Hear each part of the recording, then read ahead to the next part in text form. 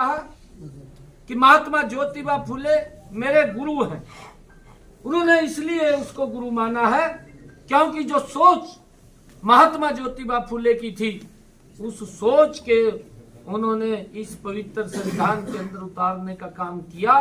और जो पिछड़ा, गरीब, अति गरीब, उसके अधिकारों की रक्षा हो सके, उसको भी समाज के अंदर खुशहाली मिले, उसके चेहरे पर भी मुस्कान आए। और डॉक्टर भीमराव अंबेडकर जी ने उस पवित्र संविधान के माध्यम से उस गरीब व्यक्ति के उत्थान के लिए काम किया। इन दोनों महान विभूतियों को आज उनके यहाँ पर जो हमारे महंत अनूपनाथ जी हैं, हमारे महंत सागरनाथ जी हैं और हमारे विनोद भाणा जी जो यहाँ के विधायक हैं, उनका पूरा सहयोग इसके अंदर रहा है। और इनके नेतृत्व में समरसता महासम्मेलन ये हुआ है। मैं महंत अनूपनाथ जी और महंत सागरनाथ जी, जिन्होंने समाज के ऐसे वर्ग को एकजुट करके और उस महान विभूतियों के, उन महान विभूतियों के जीवन के ऊपर चर्चा करने का ये अवसर प्रदान किया, मैं इनका दिल से धन्यवाद करता हूं। काफी संख्या में मुझे मालूम है कि वहां पर पैर रखने की भी जगह नहीं थी, इतने लोग वहां पर पहुंचे, परंतु मैं उनके बीच में नहीं पहुंच सका क्योंकि एक बड़ा ऐसा कार्यक्रम था जिससे आने वाले समय के अंदर प्रदेश के अंदर एक बड़ा लाभ मिलेगा। और आज ऐसा व्यक्तित्व जो डॉक्टर भीमराव अंबेडकर के विचार को लेकर के काम करता है, अशोक तंवर जी, क्योंकि कांग्रेस ने कभी भी दलित, पिछड़ा, अनुसूचित को सम्मान देने का कार्य नहीं किया। और ये कार्य अगर किसी ने किया है तो ये भारतीय जनता पार्टी ने किया। डॉक्टर भीमराव अंबेडकर जी को भारत रत्न देने का काम ये हमारी सरकारों ने किया है। और डॉक्टर भीमराव अंबेडकर के पंच तीर्थ बनाने का कार्य भी आदरणीय नरेंद्र मोदी जी ने किया है। जो सम्मान भारतीय जनता पार्टी ने अनुसूचित जाति को दिया, कांग्रेस ने उसको वोट बैंक के रूप में खाली लिया है, यूज किया है, परंतु जो अधिकार उस तक पहुंचने चाहिए थे वो अधिकार नहीं पहुंचे। जिस प्रकार का सम्मान मिलना चाहिए था वो सम्मान नहीं मिला। वो सम्मान भारतीय जनता पार्टी ने वो देने का काम किया है। मैं इस जो आयोजन किया है समरसता महासम्मेलन, इसके जो विचार मंच के हमारे यहाँ पर महानुभाव बैठे हैं, महंत सागरनाथ जी और महंत अनूपनाथ जी, इनका दिल से धन्यवाद करता हूँ। और मैं देरी से आया हूँ क्योंकि मैंने कहा है कि मैं कुछ चाय के कार्यक्रम रखे हुए थे, उनके अंदर शामिल होऊंगा और सीधा ही मैं दिल्ली से आप लोगों के बीच में आया हूँ। सर साहब, डॉक्टर अशोक तंवर शामिल हुए हैं तो बीजेपी कहाँ से चुनाव लड़वा सकती है? उनका कार्यक्षेत्र कौन सा रह सकता, संभावना है? देखिए, ये पार्लियामेंट्री बोर्ड तय करता है और जहां से भी उनकी इच्छा और जो भी उनकी इच्छा होगी, तो बहुत सारे हैं, विधानसभा भी है, लोकसभा भी है। सिरसा से भेजेंगे, अम्बाला से जी। मैंने कहा है कि ये पार्लियामेंट्री बोर्ड तय करता है, मतलब चुनाव और जो पार्लियामेंट्री बोर्ड तय करेगा वो स्वीकार है। चुनाव तो मेरे को भी पार्लियामेंट्री बोर्ड ही लड़ाता है। मैं भी ना लड़ाया जाए। नहीं, ऐसा जैसा पार्लियामेंट्री बोर्ड तय करेगा, केंद्रीय नेतृत्व तय करेगा। वो अध्यक्ष साहब, सीधा सा सवाल है, हांसी की पार्कों का विधायक जी के बोर्ड लगते हैं आपके नाम से, सबके बोर्ड लगते हैं आपके नाम से, राम मंदिर के नाम से।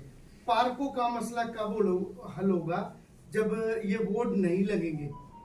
पार्क फ्रीली विधायक जी ने कहा था पार्क पे या फिर शहीद स्मारक पे कोई बोर्ड नहीं लगेगा, विधायक जी का भी लगता है। फ्लेक्स बोर्ड कहो ना, कौन से बोर्ड? होर्डिंग। विधायक जी चक्कर में पड़ के देखो ये क्वेश्चन आपने बिल्कुल ही सर लोकल है, सिंपली लोकल है। पूछ लिया, जिसका मुझे ज्ञान भी नहीं है, मुझे पता भी सर नहीं तो है। बैठी है। सर सैलजा की सर यात्रा निकल रही है, SR के तिगड़ी कह देते हैं, उसको उससे आप कैसे देखते हैं? बीजेपी को कितना नुकसान उस यात्रा में? नहीं, देखिए, बीजेपी को कांग्रेस ने जो भी यात्राएं निकाली हैं, चाहे कांग्रेस ने भारत जोड़ो यात्रा राहुल गांधी साहब ने निकाली है, उसका कितना नुकसान बीजेपी को हुआ आप सबके सामने है, और देश के सामने भी है, लोगों के सामने भी है। और क्योंकि कांग्रेस बंटी हुई है, कांग्रेस के दो धड़े हैं, एक धड़ा भूपेंद्र सिंह हुड्डा का है, दूसरा धड़ा SRK का है, और ये दोनों धड़े एक मंच पर नहीं बैठ सकते।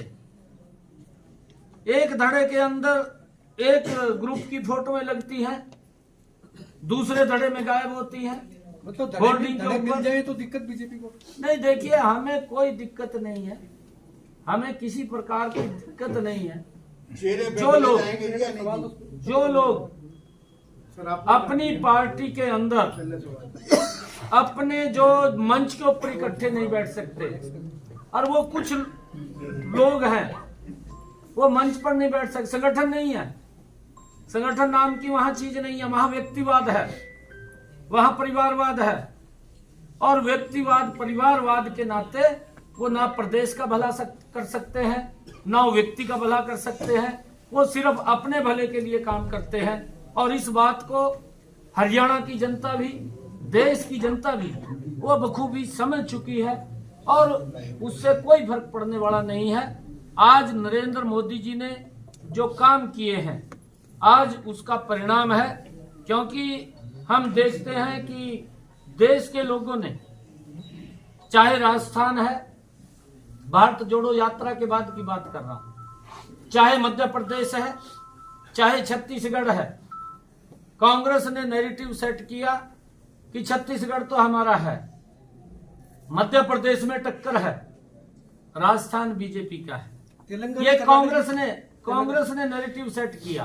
तेलंगाना और मैं आपको ये बात कह रहा हूं कि वहां पर तीनों राज्यों के अंदर बड़े मैंडेट के साथ लोगों ने नरेंद्र मोदी जी की नीतियों को स्वीकार सर, किया, करंट मुद्दा और बताऊं। कमल के फूल के ऊपर सरकार बनी। कांग्रेस हाईकमान ने रामलला के प्रोग्राम चारों न शंकराचार्य जाने का फैसला विरोध लिया है, कर उसको रहे हैं, कैसे उसके बाद देखते अधूरे हैं? राम कांग्रेस मंदिर में हाईकमान ने प्राण प्रतिष्ठा हो रही रामलला है। के प्रोग्राम में जाने का बहिष्कार किया है, इनकार किया है, तो उसको कैसे चारों देखते हैं आप? शंकराचार्य विरोध कर रहे हैं, उसके बाद कोई प्राण विरोध नहीं प्रतिष्ठा। कर रहा, कोई विरोध नहीं कर रहा।